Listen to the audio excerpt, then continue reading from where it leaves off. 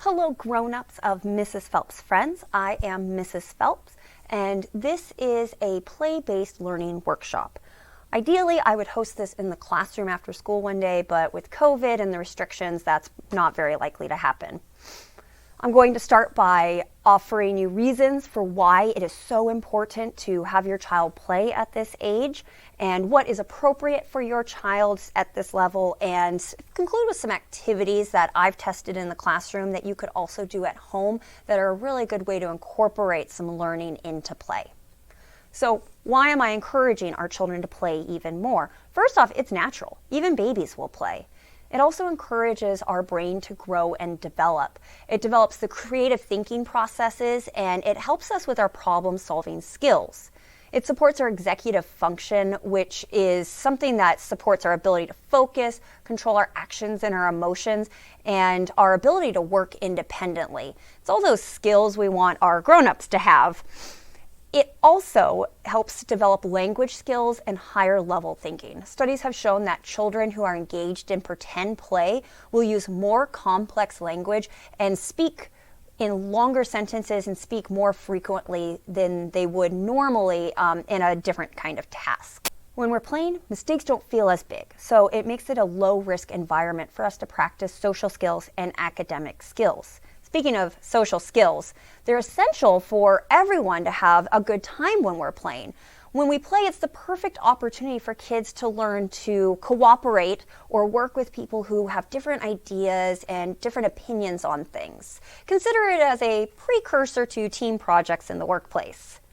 It also helps the body to develop as well. Kids work on both their fine motor skills and their gross motor skills when they're playing, which results in having better control over themselves. Play, especially imaginative play, allows children to explore their world and their role in it. They can pretend to be anyone doing anything and have control of the outcomes in their imaginary world. Play is so important for growth and development that the United Nations has recognized it as a fundamental right for children. This is Maslow's hierarchy of needs. It's a psychological concept which is represented by the pyramid shown. Basically, it outlines different levels of needs we must meet to reach our full potential, starting from the bottom up. Humans have the need to feel a sense of belonging and accomplishment, both of which can be nurtured by play. Taking care of our basic needs and our psychological needs puts a person on the path to reaching their full potential. What exactly is play? Well, first, it has to be engaging. It has to be fun. If you force a kid to play, they're not going to enjoy it as much, and it's not going to be an authentic experience. There are lots of different categories, but for the purposes of this workshop, I'm just going to focus on three, and these are three that we use in our classroom quite a lot. Dramatic play is pretend play or imaginative play. It's when a child or more than one child immerse themselves in a pretend scenario or a pretend world, and they can move about it in any sort of way they want. You might see this as pretending to be grocery shopping, or one kid is the teacher and the other child is the student. Object play focuses on using things to play with.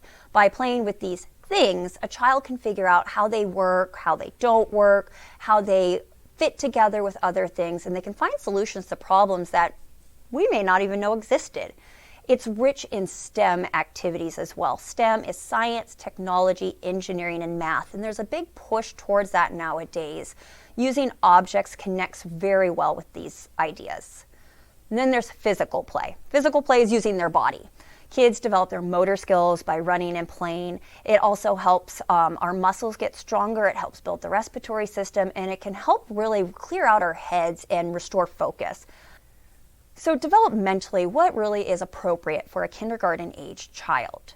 Well, at this point in 2020, kindergarten has higher academic expectations than in the past, which may or may not be appropriate for the average kindergartner. Unfortunately, what is developmentally appropriate for our children is not always taken into account by those setting the standards for schools. By creating a time and a space for play at home and school, we support all those mental processes that get our children ready for school-age academics. Play is very appropriate for kindergarten-age kids and even older. We should never give up our time to play. Kids in kindergarten are at the age where they're beginning to enjoy more structured games with rules, but keep in mind that they might need a lot of gentle reminders when learning the rules and suggestions on how to solve conflict. In the classroom, we use a timer, or I have them play eeny, meeny, miny, moe, or rock, paper, scissors.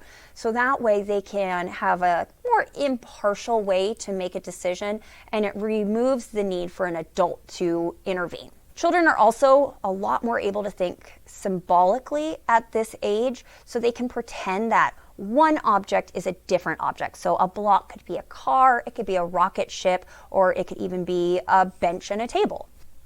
They're able to see the world in a more abstract way. How are some ways that we can get the most out of our kids learning and playing? Well, most important, when your child is playing and you're participating with them, let the child guide the play. Let them decide what kind of play and the course it will take. Ask open-ended questions. Those are who, what, when, where, why, and how. Those are going to kind of put your kid in the position to think more deeply about the play they're doing and to find reasons for why something is happening or whatever the situation may be. If you ask yes or no questions, it doesn't give anywhere for the conversation to go. A kid can say no and easily move on. Also, model your own thought process. If you think that putting this here is going to help strengthen a tower, tell your child, I'm putting this block here because I think it'll make our tower stronger. That way, they can kind of get a framework for how to do their own thought process. Also, model social skills, such as asking and taking turns.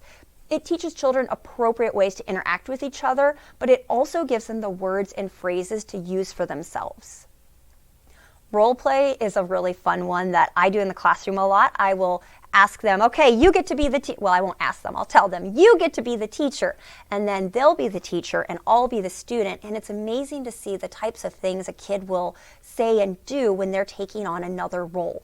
Also, one way to really give your kid a wide framework of imaginative play is read as many books as possible, a wide variety of books.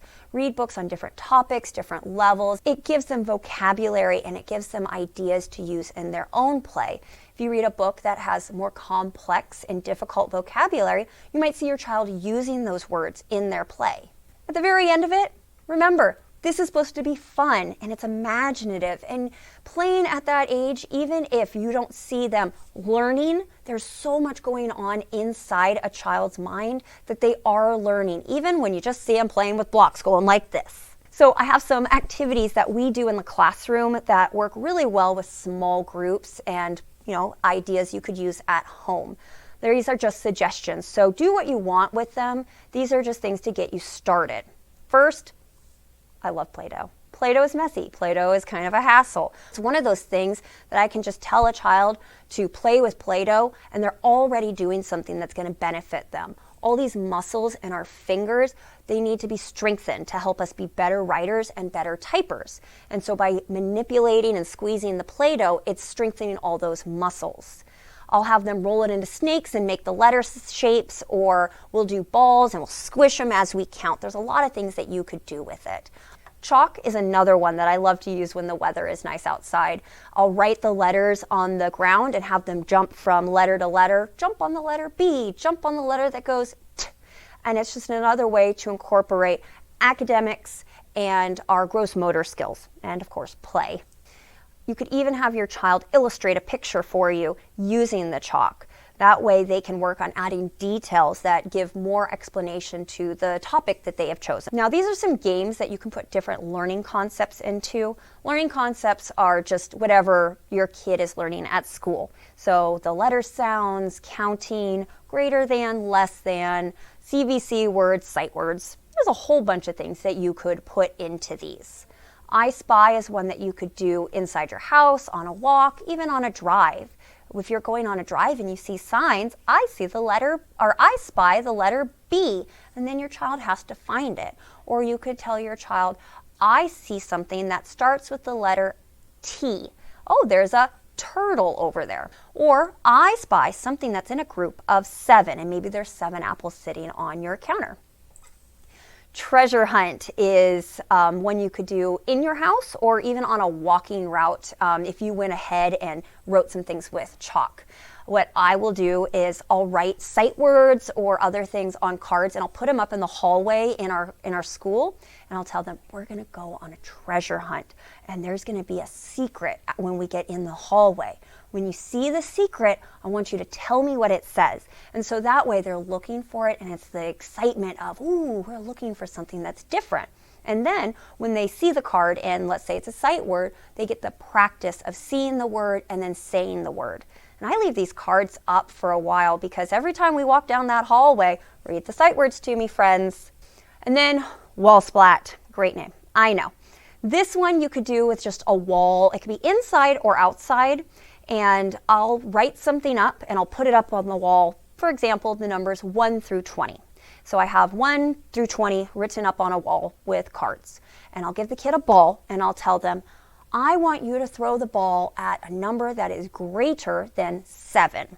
And so that way they're practicing that academic concept, and they're working on their hand-eye coordination and on their motor skills. Alternatively, you could just write things out on the sidewalk using chalk and have your kid jump from it or race to it. When you're playing these games, you don't want your kid to feel like they are getting everything wrong, but you also don't want them to feel like it's too easy. So make sure that you're making it challenging, but appropriate for what your kid knows and what they're capable of. You know your kid better than anybody else, so adapt these games to whatever you want them to be. If you look down in the description, there are some links to some more resources if you would like to know more information or have some more ideas on how you can play with your child at home.